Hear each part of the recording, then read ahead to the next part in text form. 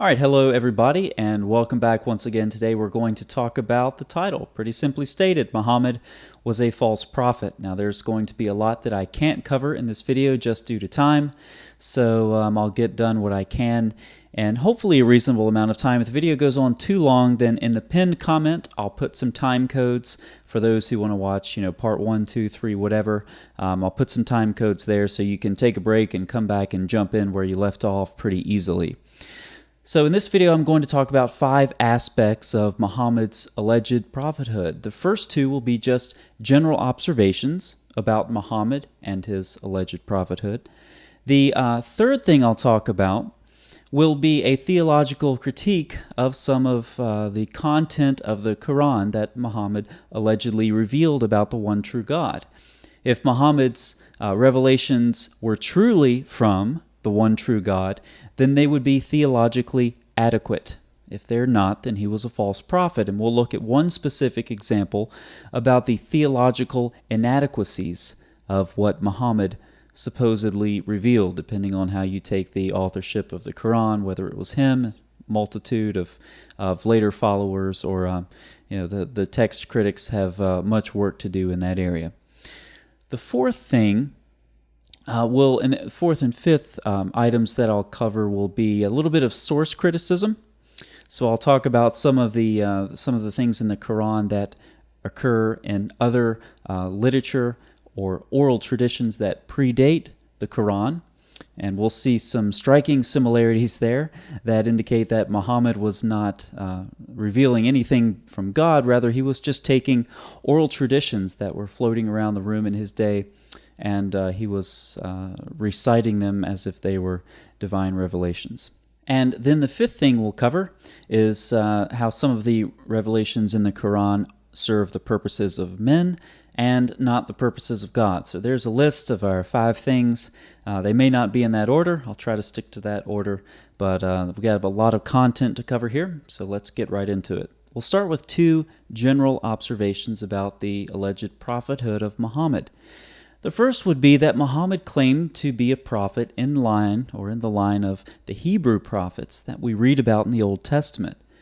But there are numerous problems with this, and I'll just cover one of them in my first observation, and that is that the prophets in the Old Testament had a unique theme and common theme that was central to them, central to this line of prophets in the Hebrew Bible, and that is that God appeared to them or in some other way divinely commissioned them himself, and he spoke directly to his prophets.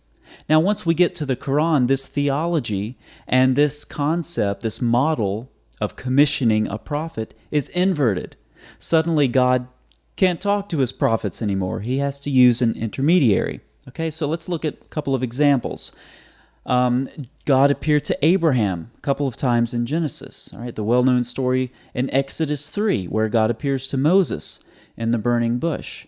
God appears to Jeremiah, first chapter of Jeremiah, Isaiah chapter 6, Ezekiel chapter 1. God made personal appearances to all of these. And then when you read through the other prophets, if there was a personal appearance or not, it was always a revelation from God to the prophet. The word of the Lord came to fill in the blank. And so that's a very significant theological point. For Christians and Muslims who take their worldview seriously, you take theology seriously. And it's a classic case of one of these is not like the other. Muhammad did not have a personal commissioning by God. God's word was not revealed directly to Muhammad. Rather, as I said, this concept of commissioning the prophets and the concept of God personally revealing himself is inverted. Muhammad's theology is much different. God is transcendent, and therefore God could not personally reveal himself or his revelations, the Quran, allegedly, to Muhammad. So that's a significant theological difference and an inversion of the theology when we get to Muhammad and the Quran. The second general observation is that Muhammad has no specific knowledge of following in the line of these prophets in the Hebrew Bible. What I mean by that is, yeah, sure, Muhammad claimed to be in the same line of prophets, but that really doesn't mean much because he has very little self-awareness of this. So you contrast this with Jesus, for example, who would quote specific phrases from the Old Testament, or he would read specific passages. Okay, a case of this would be Luke chapter 4. Jesus finds the place in Isaiah 61 where it's written, and then he reads the verse, he sits down, which is the posture for a rabbi of his day to teach, and all the eyes are fixed on him, and he says, "Today this has been fulfilled in your hearing." Much more comprehensive discussion is had by Jesus and a couple of disciples in Luke chapter 24. Now, it's not only Jesus, and these are just two examples. There are numerous examples that even a Muslim could find in the New Testament. And I say that because Muslims have no idea how to handle the biblical text, but there are dozens of examples that are there. It's not only Jesus' self-awareness, though. It's the gospel writers themselves, right? We've talked about the Gospel of Mark a lot, and how Mark gets not very far at all in his prologue. Verse 2, chapter 1, before he starts quoting specific Old Testament passages and applying them to Jesus. Now, all of the modern Islamic apologists like to try to show us that Muhammad is in the Bible, in specific places like Deuteronomy 18, John 14, the Song of Solomon. It's hard to say that last one, especially without laughing, but that's what they would have us believe. Now, this is all putting words in Muhammad's mouth that were never in his mouth, and it's putting thoughts in Muhammad's head that were never in his head. Wouldn't it be really nice for Muslims if Muhammad would have said in some hadith somewhere, "I am the prophet," in Deuteronomy 18 or John 14 or the Song of Solomon? Wouldn't it have been really nice if Muhammad would have displayed this sort of heightened, specific self-awareness that he was fulfilling specific prophecies given in the Hebrew Bible? Wouldn't that be nice? But it doesn't happen. Muhammad's self-awareness was simply not on par with other prophets in the Hebrew Bible, or, of course, the most, shall we say, severe contrast or significant contrast with, of course, Jesus of Nazareth himself, who had a specific, very heightened self-awareness of the where he stood as a fulfillment of the prophetic line. So those are two general observations. Now let's move into a theological critique. We could open many cans of worms on this topic, but I'm going to talk specifically about the concept of love in the Quran. Now, if Muhammad is a true prophet of God, then the theology that he reveals must be sufficient. If the theology that he reveals is deficient, then Muhammad's concept of God is deficient, and Muhammad is a false prophet. Okay, some of the Muslims that follow my channel do not speak English as their first language. It's pretty clear, so I want to use an analogy to try to explain what I'm saying here. If you meet an architect, someone who designs houses, for example, and you say, "Explain to me what a house looks like," and the architect says, "It has 4 wheels, it rolls down the road, you have to have a license to drive it, fill it up with gas, and change the oil periodically." You're saying, "No, that's a car. Describe a house." And they say, "Oh yeah, it has sails, it has a hull, you take it out on the ocean, it has a rudder." No, that's a sailboat. Describe to me a house. And then you begin to realize that this person can't even describe a house to you, but they're supposed to be an architect. What does that mean? It means they're not an architect. If the theology that Muhammad reveals is deficient, then he is not a prophet of the true God. And the theology of love in the Quran is deficient. Now, why do I say that? We're going to look at some specific examples in the Quran, and we're going to contrast those with the Bible, the real Word of God. And I want to set this up a little bit by first saying that God, and any Christian or Muslim will agree with this, that God is a maximally great being. Any great-making property that God has, or God must have actually all great-making properties, and he must have them to the fullest extent. Okay, so mercy. Mercy is a great-making property. It's better to be merciful than non-merciful. So if there is one God, and both Christians and Muslims believe there's one God, then that one God has to possess the fullness of the attribute of mercy. Otherwise, he's deficient. It is better to be just than unjust, and therefore God must possess the fullness of the attribute of justice. Otherwise, he is deficient. It is better to be loving than unloving. And so God, if he is the true God, must possess the fullness of love. If he does not, then he is deficient. And the God of the Quran, the God that Muhammad allegedly revealed, is deficient in several of these areas. And we're going to look specifically about how Muhammad's conception of God is deficient with respect to love. So let's look at a couple of verses. Surah 357, "But as for those who believed and did righteous deeds, he will give them in full their rewards, and Allah does not love the wrongdoers." From Surah 2, "Spend of your substance in the cause of Allah, and do not make your own hands contribute to your destruction, but do good, for Allah loves those who do good." Say, O Muhammad, there they have to insert Muhammad into the text again, because it's not in the Arabic. Once again adding to the words of Allah, "If you should love Allah, then follow me. Allah will love you and forgive your sins."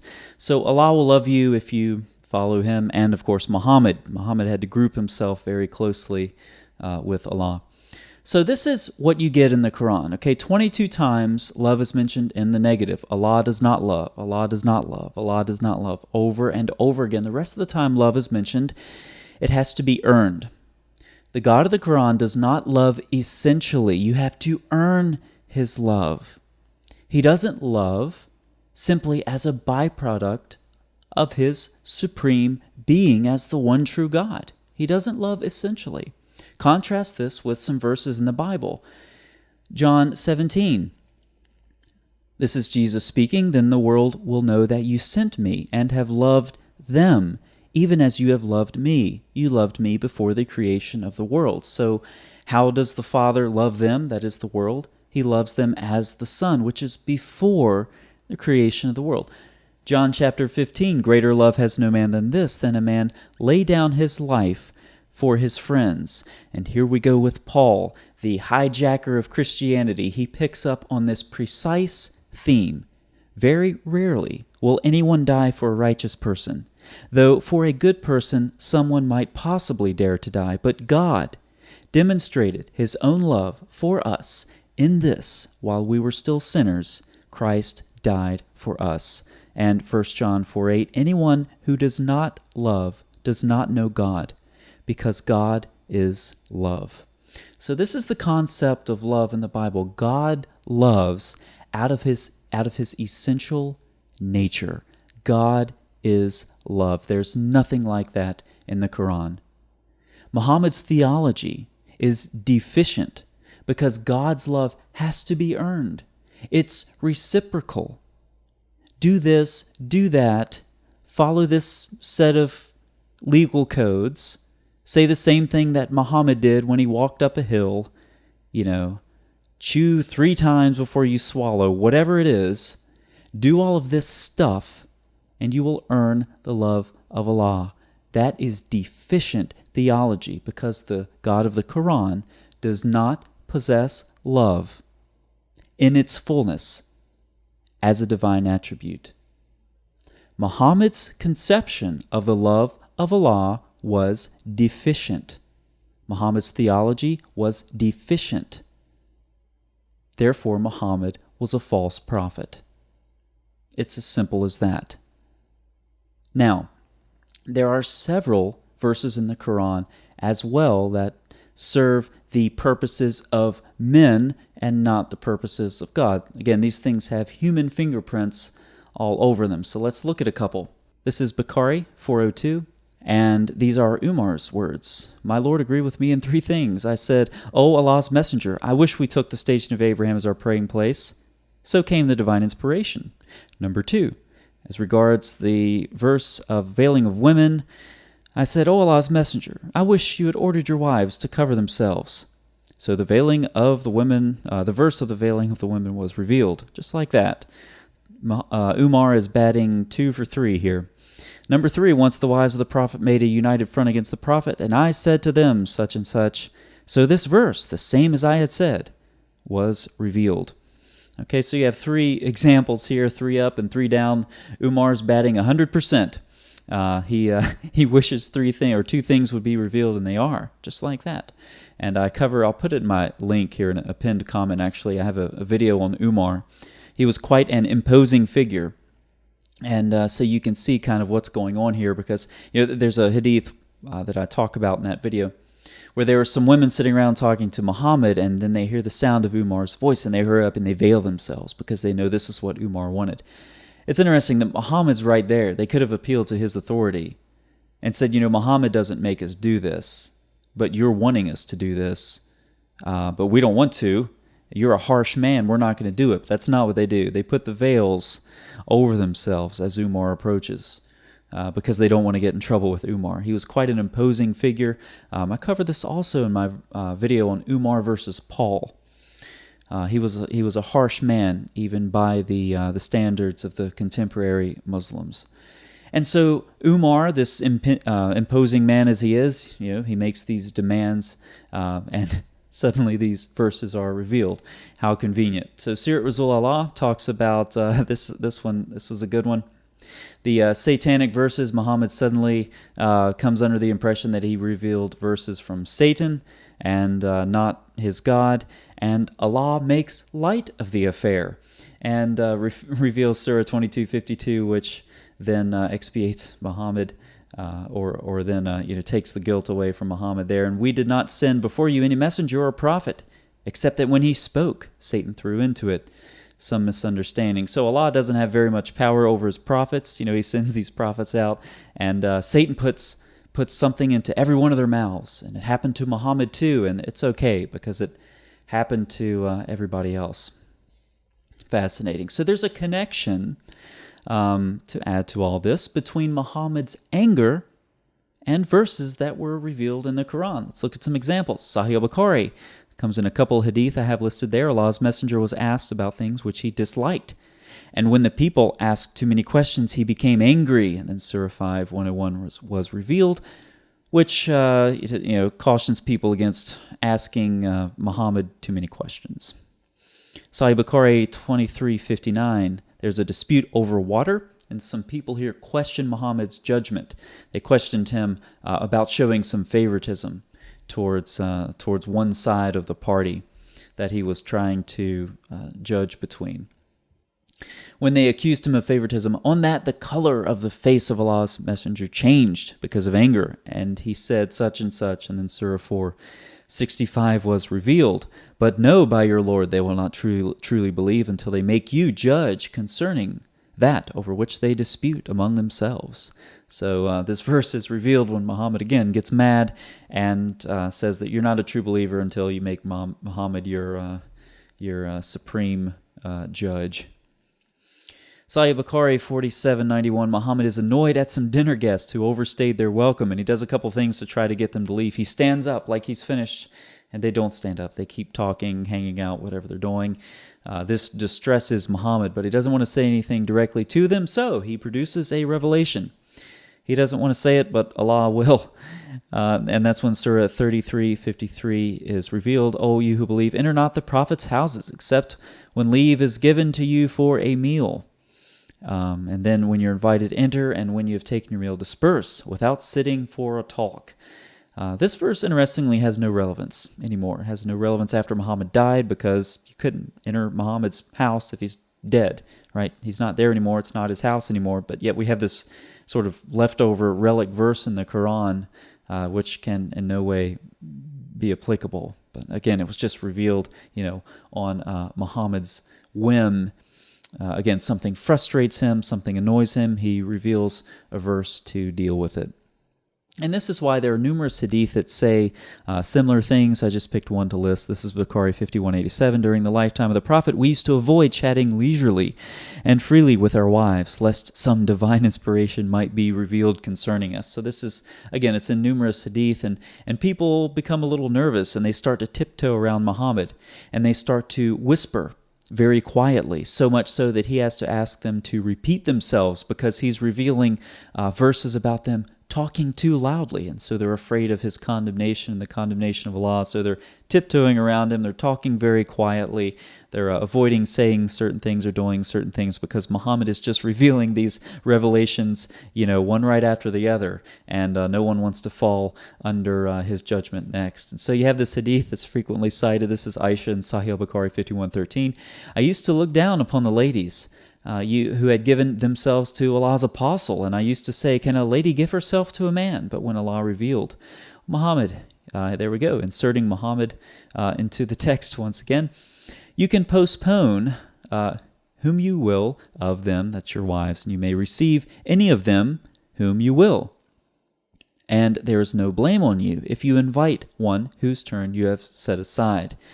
And Aisha says, I feel that your Lord hastens in fulfilling your wishes and desires. I would agree. It does seem like Allah is at Muhammad's beck and call to do whatever Muhammad wants him to do.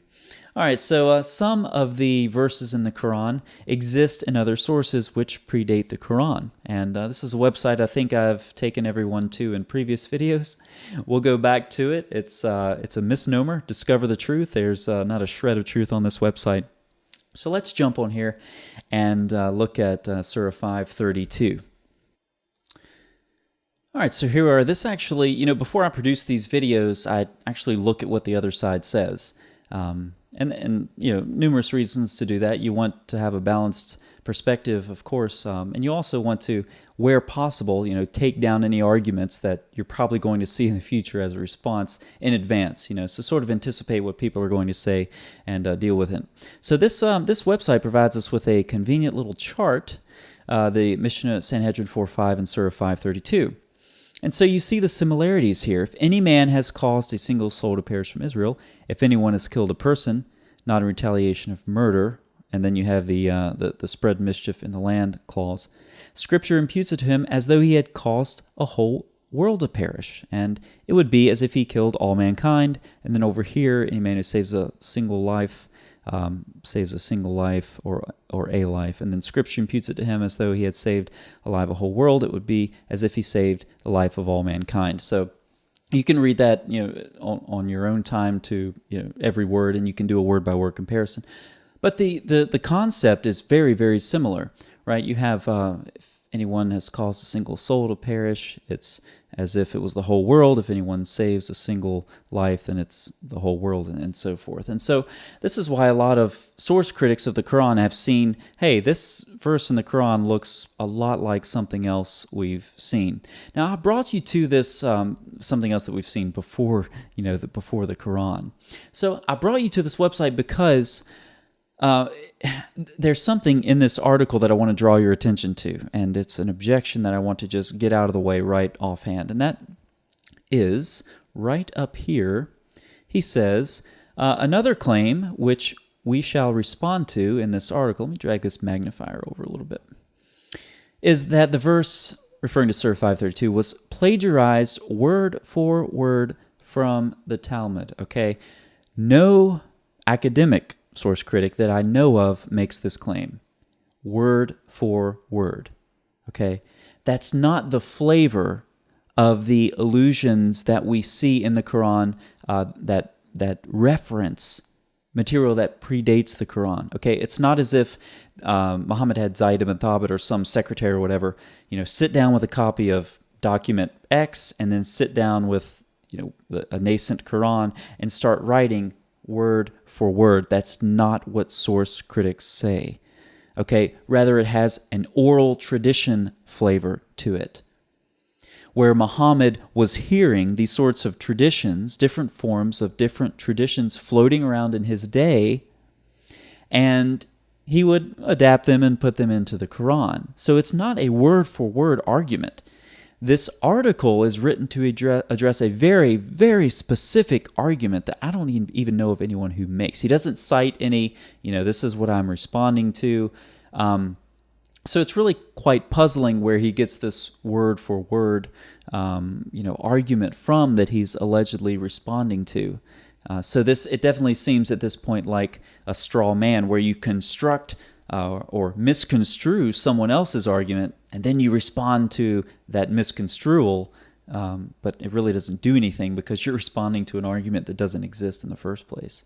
And he repeats that down here in his conclusion. He says, furthermore, how could the Quran plagiarize from the Talmud, given the fact that there is not a shred of evidence? You have to be very careful when you say there is not a shred of evidence. I'll stop there. That an extant copy of it existed during the lifetime of the Prophet Muhammad.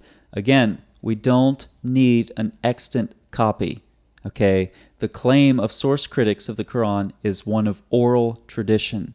Not that Muhammad was copying from an extant copy. Rather, he was taking oral traditions that he was hearing and he was adapting them into the Quran. So when I talk about the Quran containing sources in it, it's not a word-for-word copy. Okay, that's not the concept. All right, so with that out of the way, let's go back to some other examples of this. We have, I should mention Adam and Eve. That's a perfect example of this. The story of Adam and Eve is told 7 times in the Quran. And I talk about this in a previous video, misquoting Allah. And I talk about how Allah doesn't even quote himself the same way twice in these stories. So it's like Allah doesn't even know what he said. But these have the oral tradition flavor. You have some variation on these 7 variations on Adam and Eve, and then they're all kind of, put together in some form and order in the Quran. Okay, so talking about Jesus here, Jesus took clay and fashioned 12 little birds. Jesus clapped his hands together and cried out to the sparrows and said to them, "Go!" And they took flight. And it sounds like you're reading the Quran, but it's not. It's the Infancy Gospel of Thomas. From the Arabic Gospel, the Arabic Infancy Gospel, he had also made the figures of birds and sparrows, which then he commanded to fly, did fly. Again, sounds like the Quran, but it's not. Here's the Quran, Surah 3. It talks about a messenger to the children of Israel. I have come to you with a sign from your Lord that I determined for you out of dust the form of a bird. Then I breathed into it, and it becomes a bird with Allah's permission. All right, so we'll stop there with specific examples. There are other examples, of course. Surah 18 has allusions in it to the glorious deeds of Alexander, the story of Mount Sinai hovering above the people. It's told several times in the Quran, Surah 2, Surah 4, Surah 7, I believe as well. That's in rabbinic literature. You also have descriptions of paradise in the Quran that sound an awful lot like the descriptions of paradise in Zoroastrian fables. So there's a lot going on here, a lot for scholars to look at with respect to source criticism, but they indicate once again that Muhammad was taking oral traditions and that he was adapting them and then putting them in the Quran, not revealing anything from God, but just revealing, in some cases, stories that had been circulated for a very long time. This is why some of Muhammad's critics criticized him for just telling tales of the ancients. They had heard these tales before, and they realized that Muhammad was perhaps the first recycler back in 7th century Arabia as he was recycling these narratives. All right, so the 5 things we talked about in this video: Muhammad was not personally commissioned by God. Muhammad had no real self-awareness. His concept of divine love was inadequate. Therefore, Muhammad's theology was inadequate, and Muhammad's God was inadequate, and therefore Muhammad was a false prophet. On numerous occasions, his revelations served the purpose of men. On numerous occasions, he simply retold a form of oral traditions that were in circulation in his day. 5 good reasons to think Muhammad was a false prophet. And we'll just start there, and I'll see what kind of comments Muslims post in response to that, and then depending on what those comments look like, that will determine the next specific area that I address with this issue. So, there it is. Muhammad was a false prophet. What do you have to say, my Muslim friends? I'll be looking at the comments and seeing what you come up with. Thanks for watching.